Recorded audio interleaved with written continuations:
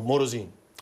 Ma io credo che il tema posto dal sindacato sia un tema importante, sul quale il confronto deve aprirsi soprattutto tra i candidati presidenti e i candidati consiglieri, e tra questi io mi auguro, non l'ho letto, apprendo adesso, ma abbiamo qui il nostro amico in collegamento, che ci sia quello che diceva la collega Tacchetto, della attenzione anche alla questione bancaria, perché il problema bancario, cioè la mancanza di una banca del territorio, si sente. Io faccio la libera professione, ho clienti tra gli artigiani, i commercianti, i piccoli imprenditori, questi sono massacrati dalle grosse banche. Prima andavano in banca e conoscevano il loro cliente, che sapevano che passava col camioncino per andare in azienda, per andare a lavorare la campagna, che andava a comprare, io ne ho a comprare il campo di terreno, però sanno che è un lavoratore. Adesso vai in banca, ci sono i protocolli